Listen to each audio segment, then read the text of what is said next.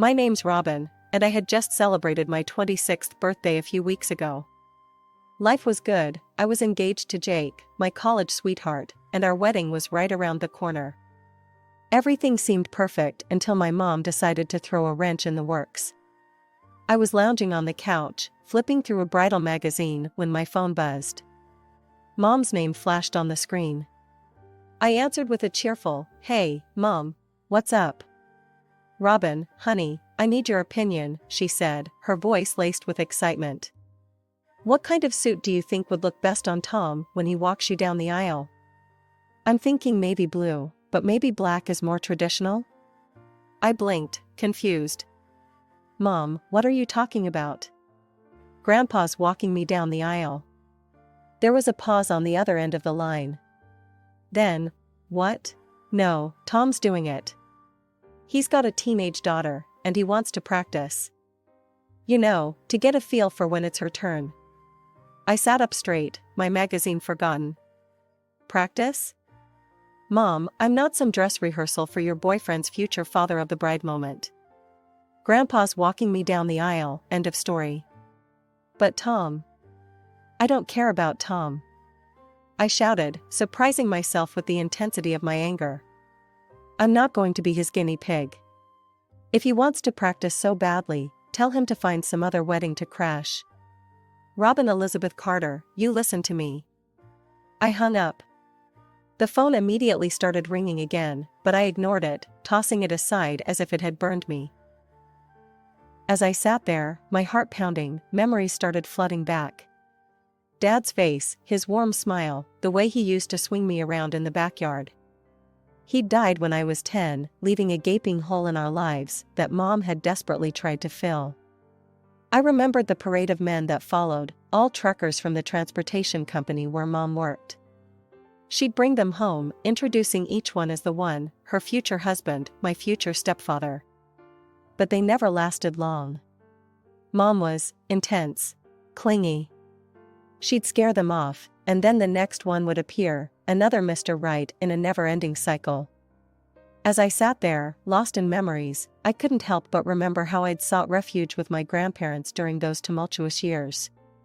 They were my safe haven, a stark contrast to the chaos at home. I was about 13 when things really started to get out of hand. One day, I came home from school to find Mom in a screaming match with some woman I'd never seen before. "You home-wrecking bitch," the stranger shrieked, her face red with fury. "That's my husband." Mom, never one to back down, fired right back. "He told me he was single. Don't blame me for your marital problems." And there, lounging in our ratty armchair, was Mom's latest boyfriend. I think his name was Dave or Dan, I honestly couldn't keep track anymore. He was watching the two women fight with a smug grin on his face, like it was some kind of twisted entertainment. I stood frozen in the doorway, my backpack slipping off my shoulder. "Mom?" I called out weakly. Both women whirled to face me. The stranger's eyes widened, then narrowed. "Is this your daughter?" she spat at Mom. "Does she know what kind of woman her mother is?" "Leave her out of this," Mom yelled back. Dave Ordand finally stood up. Ladies, he drawled. "No need to fight. There's plenty of me to go around." The stranger let out a strangled scream and lunged at him. I took that as my cue to bolt, locking myself in my room until the shouting stopped. That night, I heard Mom crying through the thin walls of our apartment. Dave Ordand had left with his wife, and Mom was alone again. As I grew older, things didn't get better. By the time I was 15, I was doing everything I could to avoid being home. It wasn't just the revolving door of Mom's boyfriends anymore, it was the way they looked at me. I remember one guy, Rick, eyeing me up and down as I grabbed a snack from the kitchen. "Your girl's filling out nicely," he told Mom. Mom just laughed. "She takes after me," she said proudly, completely oblivious to how uncomfortable I was. I started spending more time at the library, at friends' houses, anywhere but home. But Mom didn't get it. She'd call me selfish for not wanting to hang out with her and her latest flame. "Robin, honey," she said one day, "come meet Jeff. He's great with kids." We could be such a happy family, the three of us. I looked at Jeff, saw the way his eyes roved over me, and felt sick. No thanks, I muttered, retreating to my room. That night, I called my grandpa. Can I come stay with you for a while? I asked, trying to keep the desperation out of my voice. Of course, sweet pea, he said without hesitation. You're always welcome here. It didn't take long for my grandparents to notice something was wrong. One evening, as we sat around their kitchen table, the words just tumbled out of me. I told them everything, the parade of men, the uncomfortable stares, Mom's obliviousness to it all. By the time I finished, Grandma had tears in her eyes, and Grandpa's face was set in a hard line I'd never seen before. That's enough, he said, his voice low and firm. We're putting a stop to this right now.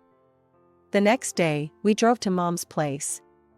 Grandpa didn't waste any time. Carol, what you're doing is immoral and dangerous. You're bringing strange men into your home with a young girl present. Do you have any idea what could happen? Mom's face flushed red. How dare you, she shrieked. You've never wanted me to be happy. You're trying to ruin my life. Your life? Grandpa shot back. What about Robin's life? What about her safety? Robin's fine, Mom insisted. She's just being dramatic. So what, you're going to take her away from me, is that it? Grandpa nodded. Robin's coming to live with us. You can sort out your personal life without putting her at risk. Fine, Mom spat. Take her. It'll be easier to find a good man without a teenager cramping my style anyway. Her words hit me like a punch to the gut. I'd known, deep down, that Mom saw me as a burden sometimes, but hearing her say it out loud, it hurt more than I'd expected. Grandma squeezed my shoulder. Go pack your things, sweetie, she said softly. I nodded, heading to my room in a daze. As I threw clothes into a duffel bag, I could hear Mom and Grandpa still arguing in the living room. When I came back out, Mom was standing by the door, arms crossed. So this is it, huh, she said. You're choosing them over me? I looked at her, really looked at her, maybe for the first time. She seemed smaller somehow, more fragile. For a moment, I saw the scared, lonely woman behind the brash exterior. I'm choosing me, Mom, I said quietly. I hope someday you'll understand that. She didn't answer, just turned away as I walked out the door with my grandparents.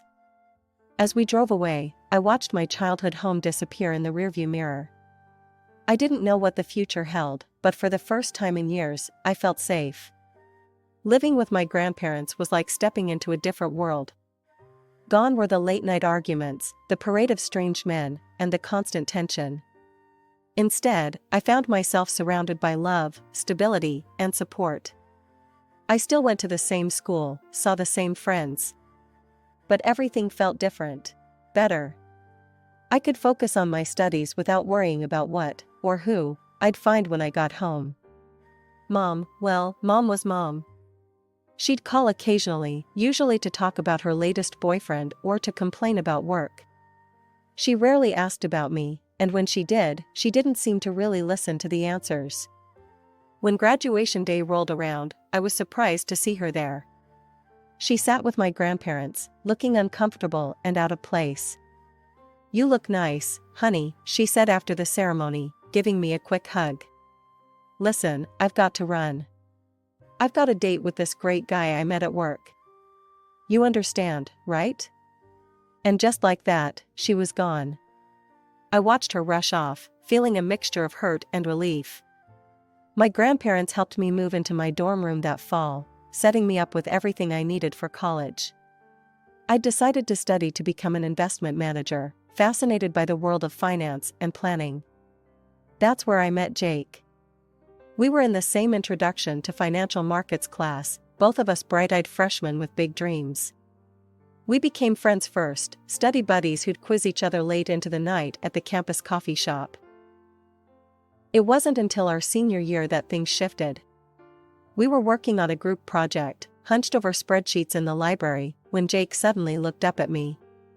Robin, he said, his voice serious. I think I'm in love with you." I blinked at him, surprised.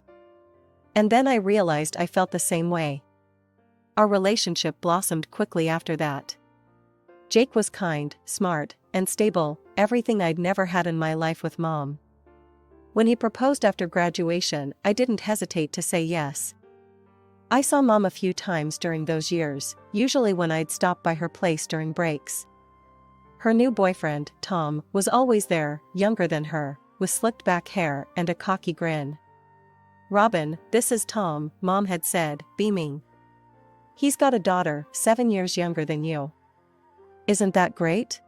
I'd smiled politely, not sure what to say.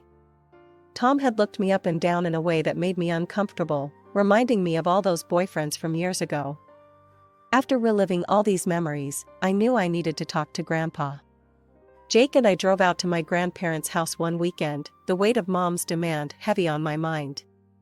"Grandpa," I said as we sat in their cozy living room, "Mom called me about the wedding. She wants her boyfriend Tom to walk me down the aisle. Says he wants to practice for when his own daughter gets married." Grandpa reached out and took my hand. "Robin, I'd be honored to walk you down the aisle. But if you wanted to choose Tom or anyone else, I'd understand. It's your day." I shook my head, feeling tears prick at my eyes. "There's no choice to make, Grandpa. It's always been you." Jake, sitting next to me, squeezed my other hand. "I support whatever Robin wants," he said. "She's told me about everything you've done for her, sir. I can't think of anyone better to give her away." Grandpa smiled, his eyes suspiciously moist. "Well then," he said, his voice gruff with emotion, "I guess we'd better start practicing our walk, hadn't we?" As we all laughed, I felt a wave of love and gratitude wash over me. This was my real family, the people who'd stood by me, supported me, loved me unconditionally. And in a few short weeks, I'd be adding Jake to that family officially. I thought I'd put an end to Mom's ridiculous demands, but apparently, I'd underestimated her determination. The calls kept coming, each one more insistent than the last. "Robin, you need to reconsider," Mom pleaded one evening. "Tom's really upset. If you don't let him walk you down the aisle, he might leave me." "Then maybe he's not the right guy for you," I snapped, my patience wearing thin. "Look, I'm busy planning my wedding. Can we please drop this?" There was a pause on the other end of the line. When Mom spoke again, her voice was cold. "Fine. If that's how you want to play it, I won't come to your wedding at all." Something inside me snapped. "You know what? Fine. Don't come. It's not like you've been a real mother to me anyway." I hung up before she could respond, my hands shaking. Part of me felt guilty for lashing out, but a bigger part felt relieved. Like I'd finally said what I'd been holding back for years. Days passed, and I started to think maybe that was the end of it. Maybe Mom had finally gotten the message. I threw myself into wedding planning, grateful for the distraction. But then, about a week later, I was at work when my boss, Mr. Johnson, called me into his office. As soon as I walked in, I knew something was wrong. Mom was there, mascara streaking down her face, with Tom hovering behind her like a bodyguard. "Robin," Mom cried, throwing herself at me. "How could you be so cruel to your own mother?" I stood frozen, completely blindsided. "Mom, what are you doing here?" She turned to Mr. Johnson, who was watching the scene with wide eyes. "Mr. Johnson, you have to talk some sense into her. She's breaking her poor mother's heart." Mr. Johnson stammered, clearly out of his depth. Mom barreled on, gesturing wildly between herself and Tom. "She won't let her parents walk her down the aisle at her wedding. Can you believe it? After everything we've done for her. Please, make her listen to reason." Before anyone could say anything else, Mom grabbed Tom's arm and stormed out of the office, slamming the door behind her. The silence that followed was deafening. Mr. Johnson leaned back in his chair, his expression a mix of concern and curiosity. "Robin, I think you owe me an explanation. What exactly is going on?" Haltingly, I began to explain about my childhood, about living with my grandparents, about Mom's revolving door of boyfriends. I told him about her insistence that Tom walk me down the aisle, and my refusal. To my surprise, Mr. Johnson's face softened as I spoke. When I finished, he let out a long sigh. "You know, Robin, your mother reminds me a lot of my ex-wife," he said, shaking his head. "I divorced her because of similar, dramatic tendencies. Always making everything about her, never considering how her actions affected others." Relief washed over me. "So, you understand?" He nodded. "I do. And I want you to know that I'm on your side here. Your wedding day is about you, not your mother or her boyfriend." I felt like a weight had been lifted off my shoulders. "Thank you, Mr. Johnson. I really appreciate that." However, he continued, his tone turning serious, "We can't have scenes like this at the office. It's unprofessional and disruptive. I need you to handle this situation, Robin. Make sure it doesn't happen again." As I left Mr. Johnson's office, relief gave way to anger. How dare Mom show up at my workplace like that? She could have cost me my job. My first stop was the security desk. I explained the situation to Dave, the head of security, showing him a picture of Mom and Tom on my phone. "These two are not to be allowed in the building under any circumstances," I said firmly. "If they show up, please call the police immediately." Back at my desk, I opened my email, my fingers flying over the keyboard as I typed out a message to Mom. "Mom, your behavior today was completely unacceptable. You had no right to show up at my workplace and cause a scene. You could have jeopardized my career with your selfish actions. I've tried to be patient with you, tried to explain my feelings, but you refused to listen. So let me be crystal clear, you are no longer invited to my wedding. Neither is Tom. I'm asking you, no, I'm telling you, to stay away from me. Don't call, don't email, don't show up at my work or my home. If you can't respect my boundaries, I'll have no choice but to take legal action. Robin."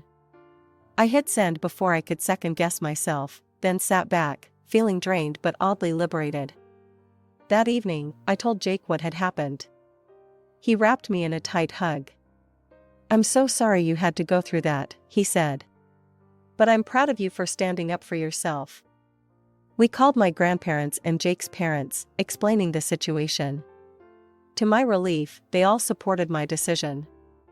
As Jake and I went through our wedding guest list that night, crossing off Mom and Tom's names, I felt a mix of sadness and relief. Our wedding would be smaller now, but it would be filled with people who truly loved and supported us. "Are you okay?" Jake asked, squeezing my hand. I looked at him, at the love and concern in his eyes, and felt a wave of gratitude wash over me.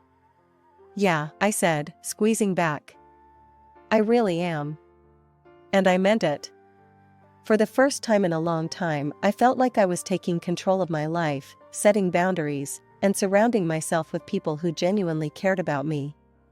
It wasn't how I'd imagined my wedding planning would go, but somehow, it felt right. The day I'd dreamed of for so long had finally arrived. I stood at the chapel doors, my heart fluttering with excitement. Grandpa, dapper in his tuxedo, squeezed my hand reassuringly. The music swelled, and we took our first step. But before we could even enter the chapel, a shrill voice cut through the air. "Stop right there." Mom came barreling down the aisle, Tom hot on her heels. She jabbed a finger at Grandpa. "You, move aside. Tom's walking Robin down the aisle." I couldn't believe it. After everything, she was still trying to make my wedding about her. "Mom, what are you doing here? You weren't invited. Please leave. Now." Mom's face crumpled, and the waterworks started. I'd seen this act too many times to be fooled. "How can you be so cruel? I raised you. I loved you after your father died." Grandpa, who had been silent until now, spoke up. "Carol, that's enough. Everyone here knows the truth about who really raised Robin." I glanced around at our guests. Their faces showed a mix of shock, sympathy, and, was that a hint of amusement? Clearly, Mom's theatrics weren't winning her any fans. Mom must have noticed too, because her tactics suddenly changed. "Fine," she spat. "I don't need you, Robin. I have Tom. He appreciates me, unlike you. You've always been stupid and arrogant. I disown you." Before I could respond, Grandpa cut in, his voice cold. "Well, Carol, if that's how you feel, then I have something to say too. You're no longer welcome in my house, yes, my house. And I'm writing you out of my will." The change in Tom's demeanor was instant and almost comical. He paled, taking a step back from Mom. Carol. Sorry, but I didn't sign up for all this drama. Plus, without the house and inheritance, well, let's just say, I think I'd be better off finding a younger girlfriend. We're done." Mom's face contorted with rage. She let out a wordless scream, grabbing at her hair. "You're all against me. How dare you? I'll show you." Before she could finish her threat, 2 police officers who had been quietly called by one of the guests appeared at her side. "Ma'am, I'm going to have to ask you to come with us," one of them said firmly. As they led Mom away, her shouts echoing through the chapel, I felt a strange mix of emotions, relief, sadness, and oddly enough, a bit of pity. This was rock bottom for her, and part of me hoped it might finally be the wake-up call she needed. 30 minutes later, after I'd had a chance to touch up my makeup and calm my nerves, I once again stood at the chapel doors with Grandpa. As we walked down the aisle, I saw Jake waiting for me at the altar, his face full of love and concern. Our eyes met, and suddenly, all the drama of the past hour faded away. This was our moment, and nothing, not even my mother's antics, could take that away from us. The ceremony was beautiful, filled with laughter and happy tears. And as Jake and I shared our first kiss as husband and wife, I knew that whatever challenges life threw our way, we'd face them together, surrounded by the love and support of our true family. During the reception, guest after guest approached us, offering words of support and condemning my mother's behavior. "You handled that like a champ, Robin," my college roommate said, hugging me tight. "Your mom's got some nerve," Jake's uncle grumbled. "But you showed her what real class looks like." And as Jake and I drove off to start our honeymoon, I felt a sense of peace settle over me. The drama with Mom was behind us now. We had a whole new life ahead of us, and I couldn't wait to see what adventures it would bring. It's been a year since the wedding, and life has settled into a new, peaceful rhythm. Jake and I live in a cozy apartment just a stone's throw from our offices. It's not huge, but it's ours, filled with love and laughter.